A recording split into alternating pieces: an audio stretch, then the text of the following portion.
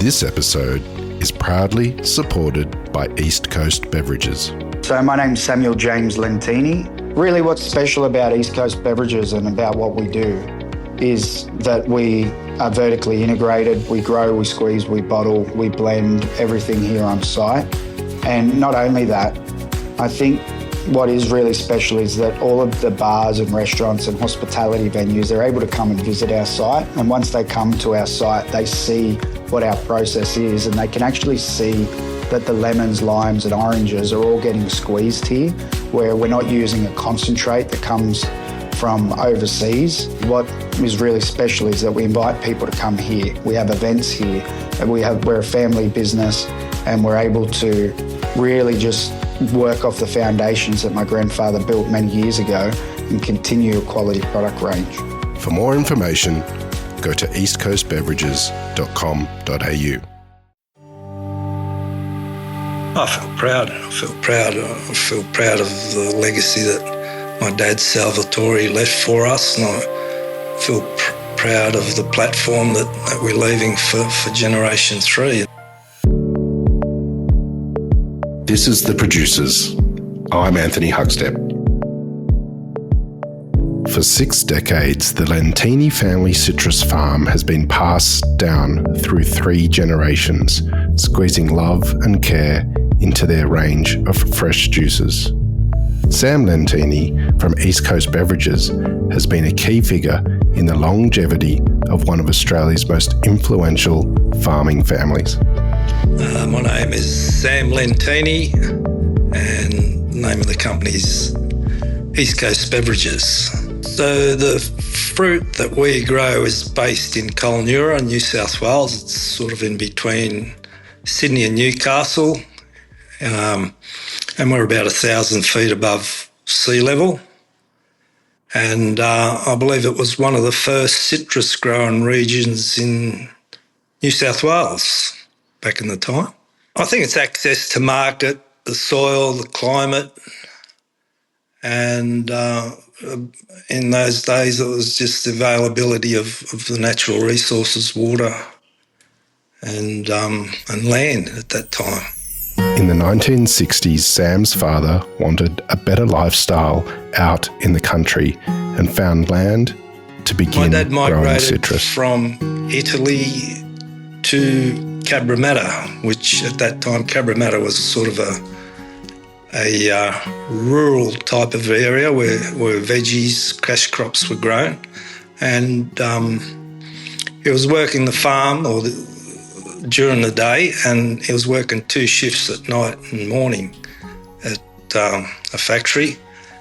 And, he raised 8 children doing that. And in about 1965, he decided that he had had enough of working in the factory as it was affecting his health. He got asbestosis from that, so he's looking for a better lifestyle out in the country, and he came across the property at Kulnura where the business still exists today, and he started growing citrus, and from growing citrus we vertically integrated into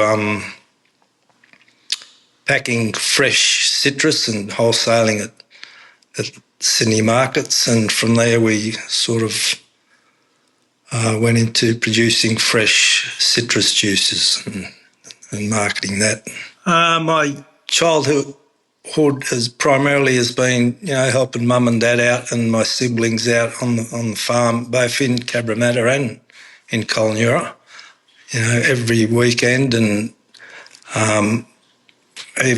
and also, school holidays, as well as when I was working. When I got a job down at Liverpool, annual leave and weekends were spent on the farm at Kulnura helping out. The family's Italian heritage and love of food has always been core to everything they do. Italian food has a wide variety of dishes. We come from the south of Calabria, and we have our own unique dishes, and we sort of grew up with those dishes that my mum would cook on a regular basis. But Sunday lunch would be she'd be up at 6 in the morning and prepare or start cooking the sauce for our pasta dish on Sunday lunch, and we'd all get together and the whole family would get together and have a huge Sunday lunch and a couple of glasses of wine and sort of relax after that. And my favourite dish is it's a bean dish, pasta fagioli, which primarily it sort of originates from the region that we're from, and I quite often nag my wife to cook that for me on a regular basis. Sam never had plans to join the family business, but soon enough the lure of living in the country was too strong. I think destiny does place a huge part in how I came to be here full time. I studied to be an accountant, and I worked as an accountant for 7 years before I came up to the farm full time. And as I said, I used to come up here weekends and during annual leave, and something just kept drawing me back here. And it was about 1982 that I resigned from my position as an accountant and moved up to the farm, and I've been here ever since. It took a lot of getting used to. I was living in suburbia at the time. I was young. I was only 25 years old, so it impacted my social life quite a bit. I spent 16-hour days working on the farm, working in the packing shed in those early days, and Colnura at that time was fairly isolated, so it took a bit of getting used to. But it all worked out in the end. Sam and his brothers all acquired complementary skills that allowed his father to pass the family business to the next generation. I have two brothers, two elder brothers. One had experience in supermarkets, in fruit and veg sections of supermarkets, and the other one, he sort of came onto the farm at a much earlier stage. He was 14 years old when he came onto the farm to help Dad, and he basically took on the farming role, looking after the citrus, and then he moved into the marketing role, selling the fresh citrus down at Sydney markets. I think one of the main things is you don't want to let family down, so you do your best. You get in there and work your hardest, and just do the best you can.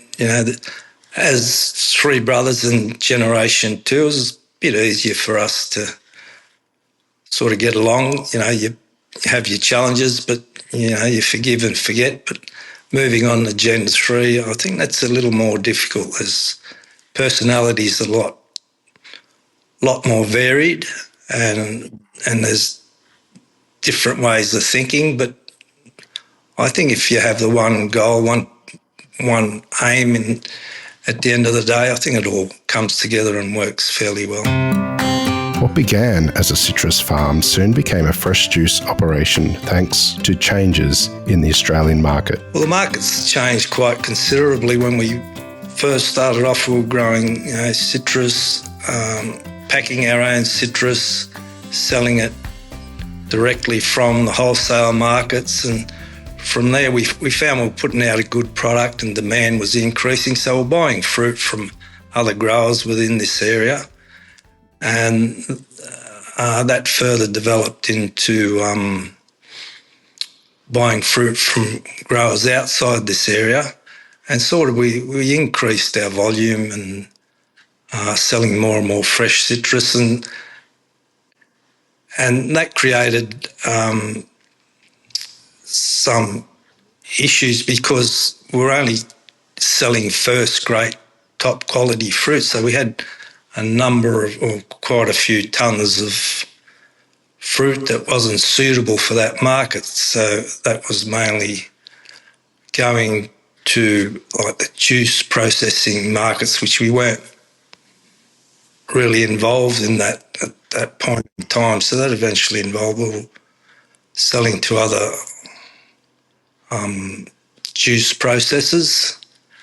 And it was about 1985 that, or thereabouts, that tariffs on imported orange juice concentrate were lifted, and we found that juice processors at that time were moving towards buying an imported product because it was so cheap, and they weren't buying our fresh fruit to convert into juice. So we were dumping hundreds and hundreds of tons of fruit every year because there was no market for it, and that's what made us sort of consider processing our own fruit juice, putting out a fresh juice product. And it was tough at first, but in the end we got there. East Coast grow their own fruit and have one of the most diverse, high-quality fresh juice ranges down under. Our main juice products are citrus juices, which we grow and squeeze on site. But we need, in order to sell citrus juice, you need a full range of juices. So you need your pineapple and your apple and all the other varied flavours. Otherwise, you can't really get out there in the marketplace and sell just a few products. You need a huge variety of products to sell out there. When we first started selling our citrus juices, the consumer was only really used to drinking juices made from concentrate, which tastes entirely different to fresh juice. They were used to that product and they tasted ours and they just thought it was strange tasting juice, nothing that they were used to. But when they realised that it was a fresh product, it's sort of quickly took off and people, came back for more. Well, it's a fresh product. It's not from concentrate. I think if you want to improve the quality of your cocktails, you need to use fresh products. There's a lot of cheaper products out there that are made from concentrates. The flavour just isn't the same. And, when you buy one of our citrus juice products, you're actually tasting the seasons. Every season's different. We don't standardise our products. It's what nature gives us, and that's what we put out in the market. Big volumes go to supermarkets, but we are we have been fairly heavily involved in bars, pubs, clubs, and it's in that environment that our fresh juices are used in cocktails. And, in order to make a good cocktail, it's not all about the alcohol content, it's about the juices that are used. So we find that that's a growing market for us, and you'll find our juices in top cocktail bars all around Australia. For Sam, family and the continuation of the family business is everything. I feel proud. I feel proud of the legacy that my dad Salvatore left for us, and I feel proud of the platform that we're leaving for Generation 3. And and I feel very fortunate that Generation 3 were willing to take this on.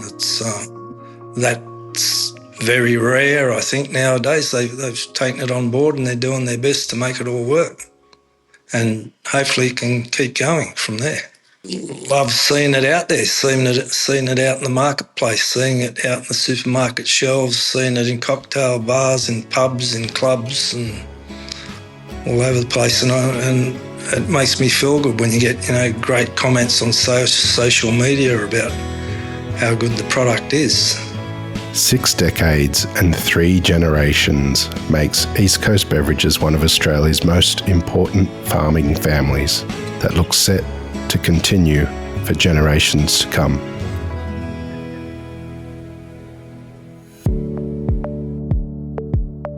This is The Producers, a Deep in the Weeds production. I'm Anthony Huckstep. Stay tuned as we share the stories of producers, farmers, makers, and growers, the true lifeblood of the food industry. Follow us on Instagram at Producers Podcast or email us at producerspodcast@deepintheweeds.com.au.